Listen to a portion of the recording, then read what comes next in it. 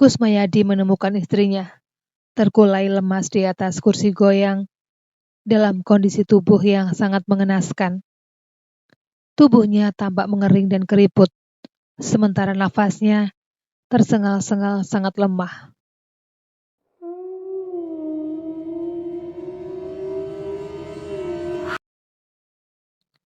Keras dan penuh persaingan ketat. Itulah yang dialami Kusmayadi. Pria berusia 41 tahun itu kini hanya bisa menyesali hasil perbuatannya. Harta yang paling berharga melayang sia-sia. Bahkan kerasnya kehidupan nyaris membuat pria kelahiran 10 Oktober tahun 75 itu frustasi. Kusmayadi benar-benar menyadari keras dan ketatnya kehidupan.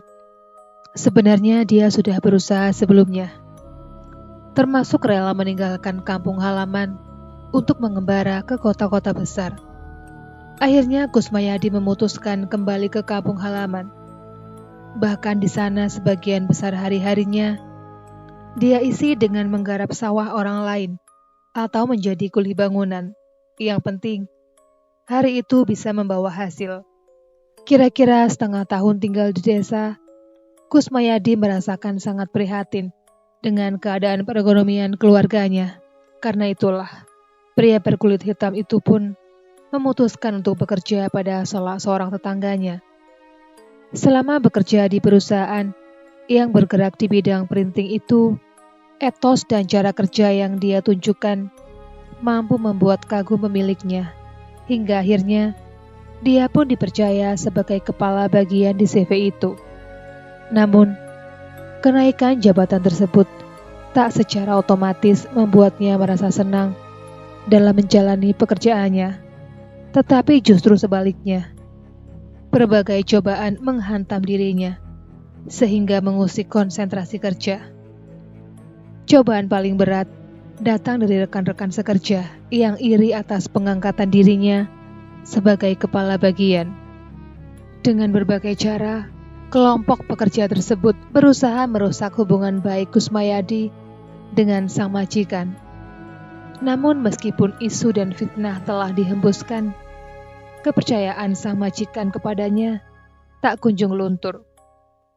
Hal itu tentu saja semakin meningkatkan kegeraman mereka, hingga akhirnya di antara mereka ada yang menggunakan cara-cara mistis. Hal itu baru disadarinya setelah Kusmayadi menemukan beragam macam benda aneh, seperti paku, silet, beling, boneka kecil, hingga kendi air yang diisi garam dan lombok tergeletak di depan pintu rumahnya. Untungnya serangan-serangan gaib itu tak sampai mencelakakan Kusmayadi dan Sopiah istrinya, sehingga akhirnya dia sendiri yang mengalah dengan memutuskan untuk mengundurkan diri dari pekerjaan itu. Semenjak keluar dari CV itu, Kusmayadi kembali kepada aktivitas semula, yaitu menggarap sawah milik orang lain. Atau tidak jarang pula, jika kepepet, dia rela menarik becak yang sedang nganggur milik tetangganya. Sampai kemudian di suatu hari, tanpa diduga, ketika dirinya sedang ngetem di perapatan Tanjung Pura, Kusmayadi dihampiri oleh sebuah mobil keren.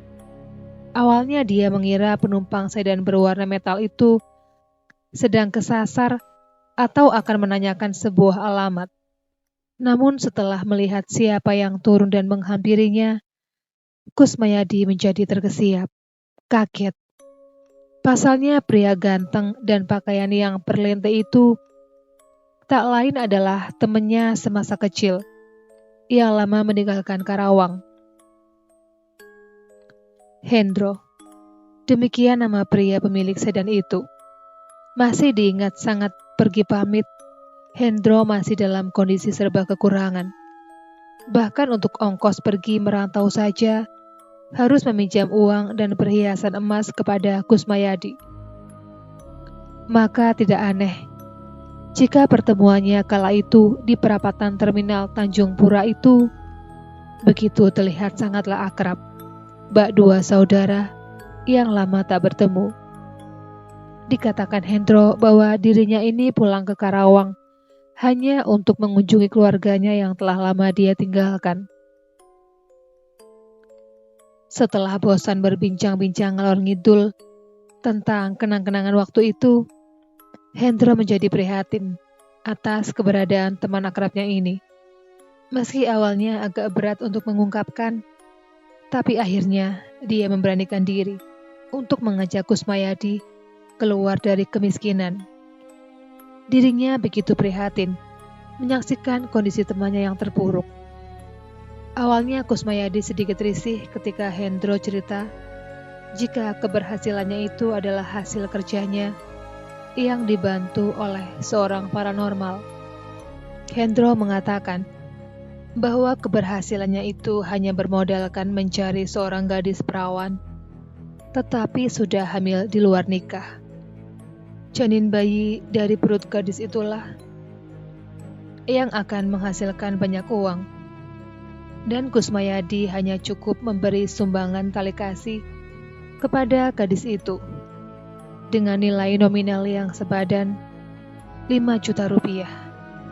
Mendengar nilai yang disebutkan, Kusmayadi sampai tersentak. Batinnya berkutat. Jangankan uang jutaan, buat makan sehari-hari saja sulitnya minta ampun. Ya, kamu jangan melihat dari berapa besar uang yang akan kamu keluarkan. Tapi, kamu harus lihat hasilnya nanti. Uang miliaran bakal kamu terima, tegas Hendro. Memberikan penjelasan ketika Kusmayadi kebingungan. Mendapat tawaran demikian, Kusmayadi tak langsung memberikan jawaban. Dirinya memilih mempertimbangkannya terlebih dahulu. Hal itu dia lakukan karena memang sebelumnya dia termasuk orang yang anti dengan hal-hal berbau mistis. Soal uang, pikirnya bisa saja dia pinjam pada seseorang atau pada Hendro. Toh sebelum dia sukses, dia juga yang pernah membantunya. Setelah berpikir keras, akhirnya Kusmayadi memutuskan untuk membicarakannya terlebih dahulu dengan Sopiah istrinya. Jika memang hal itu jalan satu-satunya, mungkin saja dia bisa menghubungi Hendro kembali. Kusmayadi lebih memilih berusaha tak kenal lelah dengan memanfaatkan kemampuan dirinya. Jika akhirnya dia menjadi pelaku pesugihan, itu lebih dikarenakan Sopiah yang tak siap mental menghadapi keadaan tersebut. Tapi sesungguhnya, Sopiah adalah wanita yang baik hati. Hanya saja dia yang berasal dari keluarga bergelimang harta, tak biasa untuk hidup dalam kemiskinan. Makin hari, kondisi mental Sopiah kian parah. Meskipun tak pernah berani marah kepada Kusmayadi, namun hampir setiap hari dia mengeluhkan kondisi hidup mereka. Hingga di suatu malam, ketika Kusmayadi menceritakan tentang pertemuannya dengan Hendro, bahkan teman semasa kecilnya itu akan membantu mengangkat derajat hidupnya agar keluar dari kemiskinan. Sopiah pun langsung menanggapi dengan serius. Bahkan tanpa terduga, istrinya mencetuskan usulan gila yang tidak pernah dia bayangkan sebelumnya. Dengan sangat hati-hati, sang istri meminta suaminya untuk menerima tawaran temannya itu untuk mencari kekayaan lewat jalur pesugihan. Yang membuat Kusmayadi terheran-heran manakala ketika istrinya memutuskan sendiri untuk pergi ke Jawa Tengah jika Kusmayadi tidak menyetujuinya. Dan yang membuat Kusmayadi semakin salah sikap, Sopiah terus merengek agar suaminya itu bersedia memenuhi keinginannya itu. Resiko yang dijelaskan jika menjalani pesugihan itu juga tak cukup ampuh untuk meredam keinginannya. Bahkan dia mengatakan bersedia jika harus menjadi tumbal dari pesugihan tersebut. Hingga 2 minggu berselang, Kusmayadi masih mampu bertahan untuk tidak menyetujui gagasan istrinya. Tentunya dengan alasan bahwa Hendro belum menghubungi dirinya. Akan tetapi, Ketika istrinya akan ke Jawa Tengah bersama Hendro, Kusmayadi pun tak berdaya menghindar lagi. Bagaimanapun, dia masih mencintainya. Dia tak tega jika istrinya berbuat yang tidak-tidak. Hingga di suatu hari, setelah Kusmayadi memanggil Hendro dan menyetujui tawaran temannya itu, selepas maghrib, mereka berkumpul di rumah Kusmayadi. Namun kali ini Hendro datang tak sendiri, tetapi membawa pula seorang laki-laki yang usianya lebih tua darinya.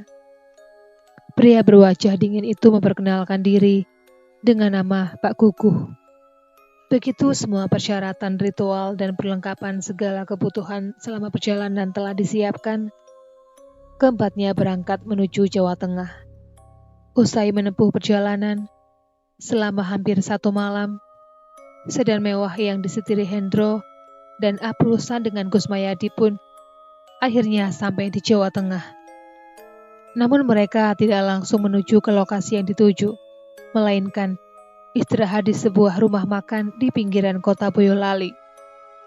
Setelah merasa cukup istirahat dan perut telah terisi, perjalanan kembali dilanjutkan. Kali ini arah yang dituju adalah kota Grobogan. Sekitar 1 jam perjalanan, kendaraan mereka mulai memasuki kawasan hutan di atas perbukitan yang ditumbuhi pepohonan jati. Tak lama setelah itu, dengan disambut suara kicauan burung hutan, mobil mereka kemudian mengarah kepada sebidang tanah luas, di mana pada salah satu sudutnya berdiri rumah berbahan kayu jati. Begitu kendaraan berhenti di pekarangan rumah itu, seorang lelaki pun keluar memberi salam dan mempersilahkan mereka masuk ke rumah tersebut. Tak banyak yang dibicarakan pada pertemuan itu. Yang jelas, Kusmayadi baru mengetahui jika pemilik rumah itu kerap dipanggil oleh Hendro dan Kukuh dengan panggilan Mbah Brengos. Entah siapa nama asli lelaki berwajah brewok dan berjenggot itu. Kusmayadi tak memperdulikannya. Dia hanya ingin semuanya segera dilakukan, karena sudah merasa kelelahan sekali. Masuk ke ruangan khusus, ternyata telah hadir seorang pemuda tanggung dan seorang gadis berusia belasan tahun. Setelah diterangkan dengan sejelas-jelasnya, Kusmayadi dan Sopiah baru paham jika gadis yang masih berstatus pelajar SMA itu adalah Saryatin. Dia adalah korban yang akan memberikan janin bayinya. Sedangkan si pria adalah bapak biologis bayi 6 bulan yang dikandung siswi itu. Mereka berniat melakukan hal itu tidak lain karena selain merasa malu oleh teman-teman sekolahnya, juga tergiur oleh uang santunan dari pelaku pesugihan yang sangat besar nominalnya. Setelah semua dirasa cukup siap, sekitar tengah malam, mereka pun memulai menggelar ritual. Diawali dengan membakar dupa, kemudian menyiapkan segala persyaratan ritual dengan menyediakan bunga kantil, bunga melati, minyak serimpi, minyak misik, binatang yuyu atau sejenis kepiting, kendi atau tempat air yang telah dicampur dengan kembang telon, kain kafan 1 meter, bantal dan guling kecil, kapas, tusuk jarum, 3 buah dadu, dan benang ante berwarna merah, serta beberapa lembar uang ratusan ribu. Konon katanya, uang tersebut adalah pemancing bagi si pelaku pesugihan untuk mendapatkan uang yang lebih banyak. Jika nantinya si pelaku berhasil melakukan ritual pemindahan janin bayi ke alam gaib. Mbah Brengos dengan sabar mengarahkan Saryatin agar duduk bersemedi dengan alas kain kafan, tak jauh dari sebuah ranjang kecil berkelambu kumal, sementara Kukuh, Hendro, dan Kusmayadi hanya diperbolehkan mengawasi dari tempat yang agak jauh. Selanjutnya, Mbah Brengos yang duduk di hadapan Saryatin, mulutnya mulai komat-kamit, membaca mantra untuk mengontak penghuni gaib hutan bukit tersebut. Sementara itu, anehnya, Kusmayadi yang tidak mengerti dengan apa yang dibaca oleh Mbah Brengos, dia justru lebih memilih membaca Al-Fatihah dan ayat-ayat yang lainnya demi mengusir rasa takutnya yang menjalar malam itu. Akan tetapi, apa yang dilakukannya ternyata diketahui oleh Mbah Brengos. Itulah sebabnya. Kemudian dia diusir dari ruangan khusus itu, meninggalkan Sopiah yang duduk semedi tak jauh dari Saryatin.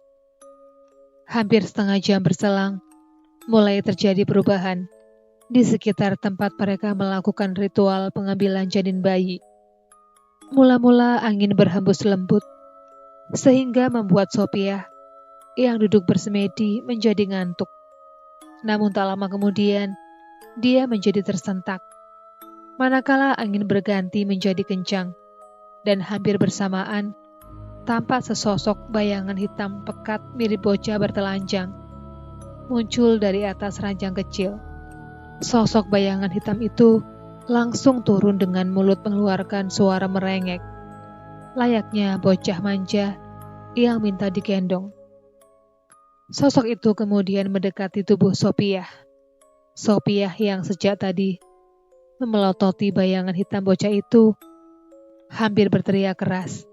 Manakala sosok itu tiba-tiba saja duduk di pangkuan Sopiah. Akan tetapi, kala itu Sopiah sama sekali tidak merasakan kaki dan kedua tangannya menyentuh sosok itu. Mbah Brengos yang menyaksikan hal itu lantas dengan gerakan isyarat menyuruh Sopiah untuk diam. Sopiah pun menurut. Setelah lama berada dalam pangkuan Sopiah, sosok bayangan bocah itu kemudian perlahan lenyap. Tak lama berselang dari lenyapnya sosok bayangan mirip tuyul itu, ujian kedua pun menyusul. Kala itu, sebuah bayangan kereta kencana datang entah dari mana, kemudian berhenti tepat di atas ranjang, tempat munculnya sosok bayangan bocah. Kemudian sesosok wanita berparas cantik yang mengenakan pakaian kebesaran keraton tampak turun dengan gerakan lembut menuju ke tempat ritual. Kemudian berdiri dekat mereka. Tak lama setelahnya, sosok itu lantas mengarahkan tangan menuju ke arah Sopiah. Selanjutnya peristiwa gaib kembali datang menguji Sopiah.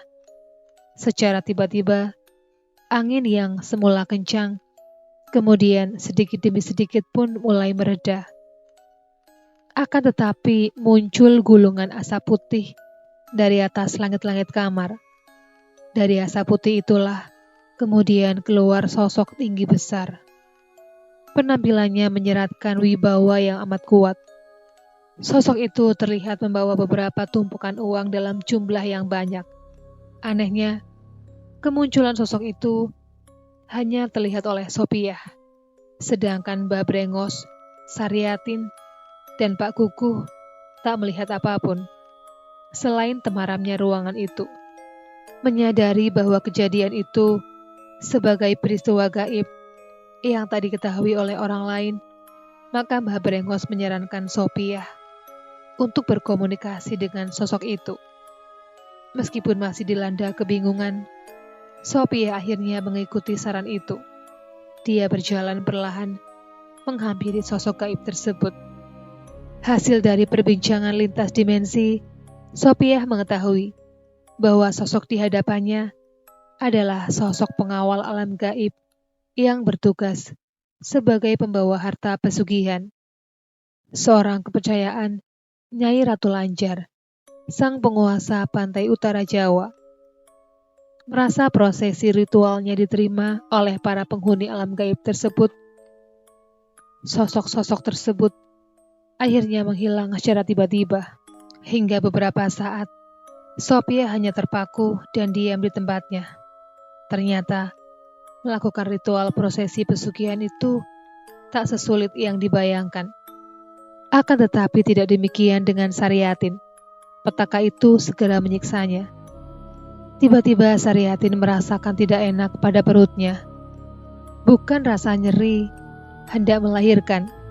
Karena itu dia pun segera memanggil Mbah Brengos yang masih duduk semedi di hadapannya.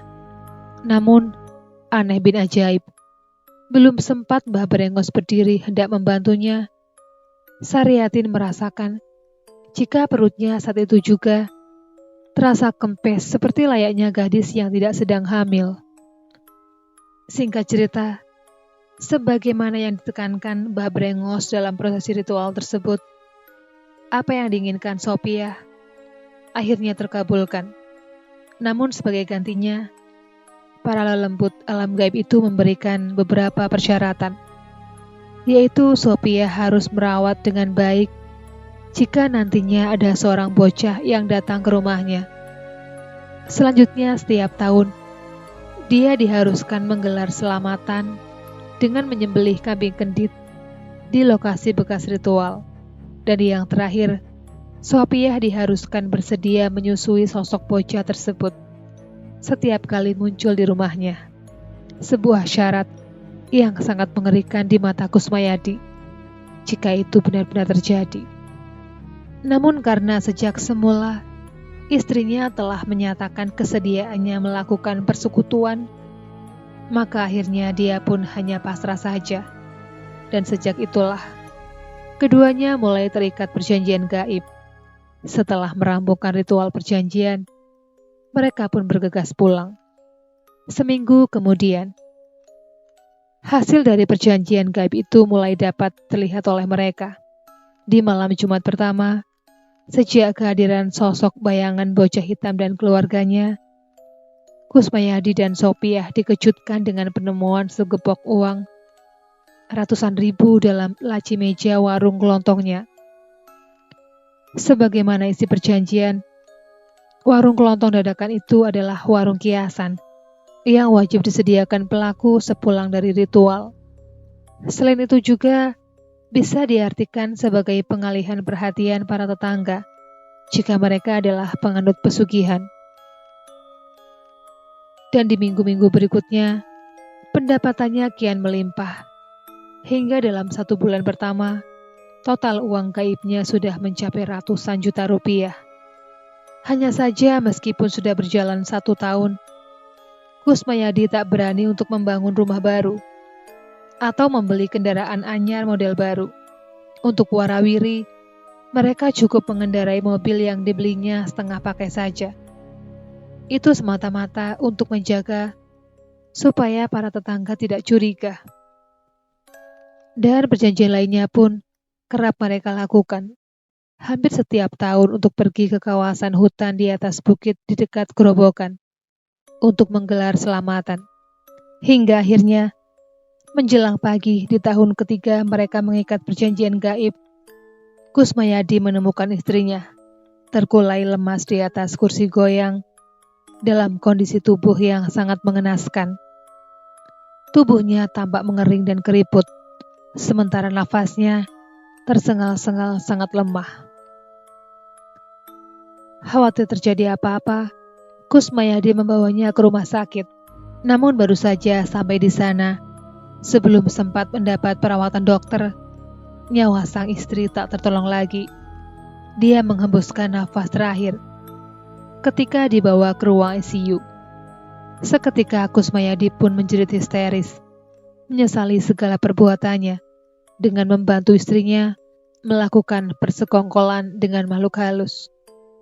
Bahkan ketika pemandian jenazah, sebenarnya banyak pihak keluarga yang menanyakan kematian mendadak Sophia. Terlebih ketika melihat tubuhnya yang keriput. Namun sejauh itu, Kusmayadi hanya mengatakan bila dirinya tidak mengetahui penyebabnya.